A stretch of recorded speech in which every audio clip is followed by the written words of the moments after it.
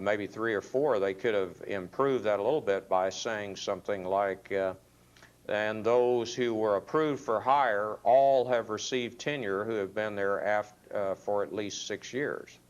So you could have even enhanced it or embellished it even more. So whatever information you have in these, you can add them to it.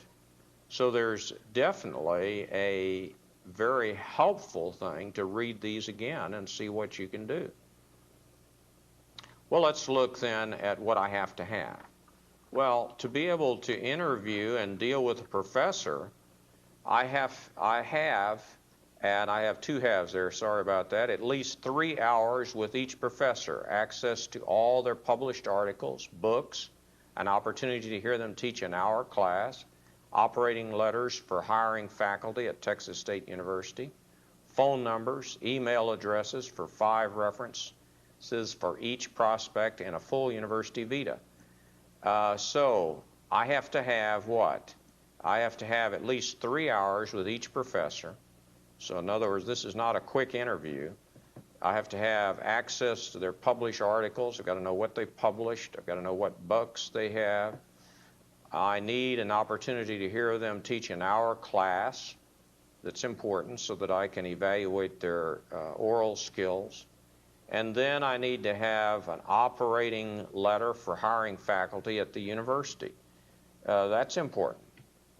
I need to have phone numbers, email addresses for 5 references for each prospect, and a full university vita. So there's a lot of material there, and there's a lot of things that must be in existence that I have to hire somebody. And so to even recommend them, you need all of this information. I need all these books, what they've published. I need the operating letter for the university and hiring someone. I need 5 references, emails, this type of thing so that I can contact these people. This is important that I have all of this information.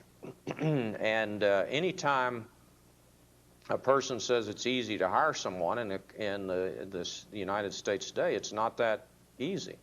There's a lot you need to know because there are people on what we call a turkey trot that are moving around from job to job that somebody has technically given a good recommendation for them, but they're trying to recommend them highly so they can get rid of them. And so what you're looking at here is that you want all of these things to be in your possession so that you can deal with this hiring process. Then we want to look at what I have to know. I wonder what I have to know to be able to do all of this.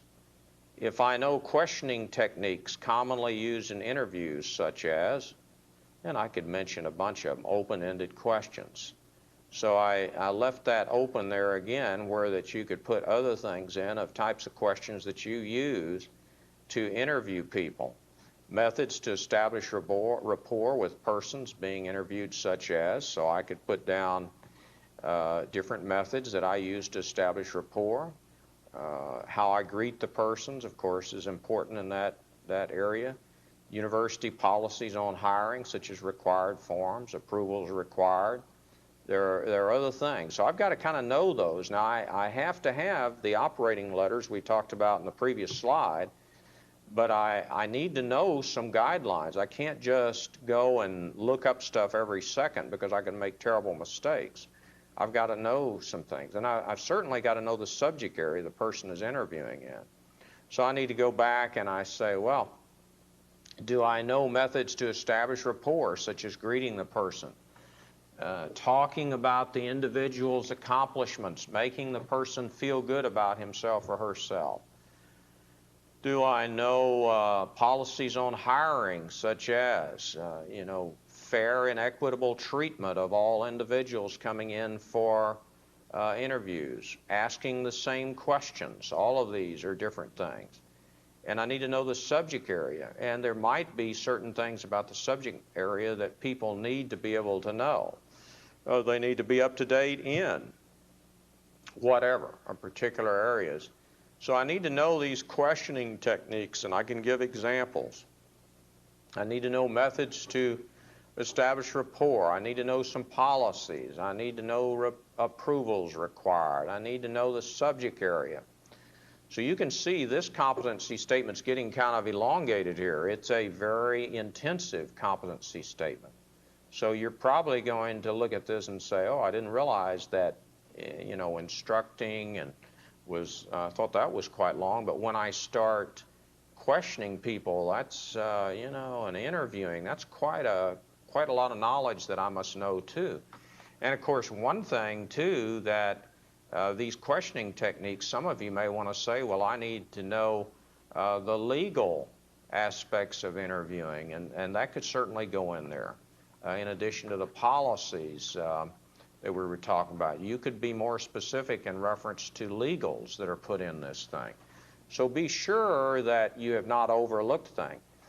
And one of the things that other people may come up with as they read your competency statement, they might talk about the need for the configuration in the room. And that may be important, that they may decide that, there's a certain way that you have to have the room configured.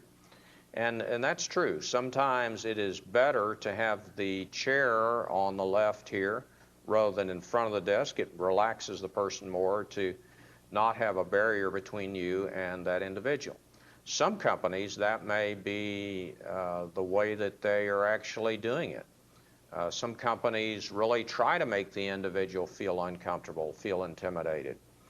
For instance, sometimes individuals have been given a ringer because they are forced to wait a long time, brought into the rooms, try to see just how much an individual can take. There's a lot of things that are done in the name of screening, and there's a lot of types of tests. It's sort of like reality television type programs.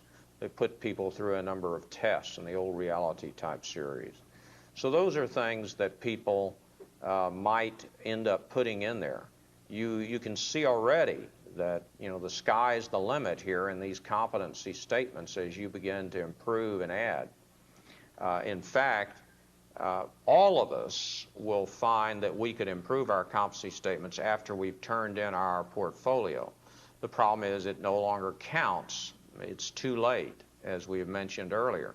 But you could go back and repeat some of this the best you can. You look at it, repeat it over and over, and think about it and say, yes, that's what I want to do, is make that improvement. So looking at even the simple word of interviewing turned out to not be so simple, and you can improve it at any time.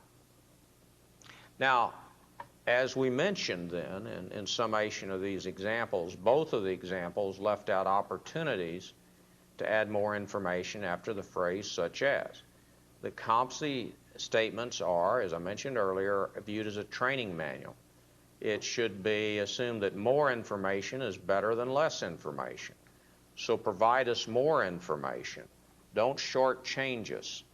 Think about it as we have talked about in this lesson today. This is an important lesson, as I said, to pull things together in the comp statements. And no matter where your instructor wants you to use this lesson, and again, some instructors are going to go back and group our lessons a little bit different than I have grouped them and what I have told you about and how I've mentioned it. But I think this is an important lesson that you want to go back and review as many times as needed.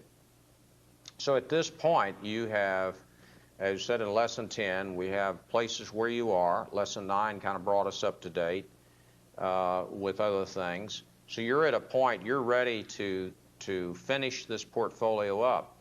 In the last two lessons, we're going to talk about some important issues in life again, and the portfolio, compartmentalizing life, talking about graduation, mentioning a few things of that nature.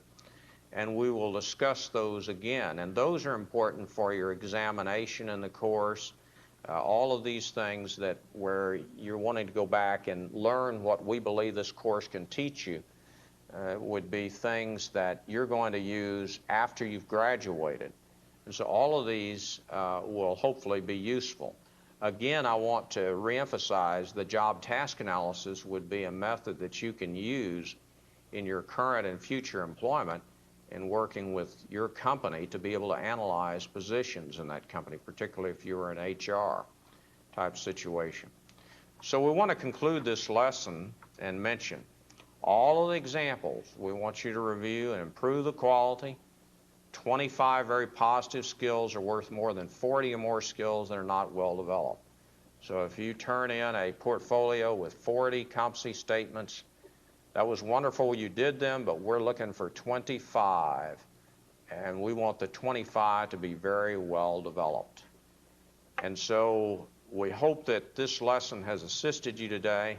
Thank you for viewing this presentation, and again, work with the resources you have. Thanks very much.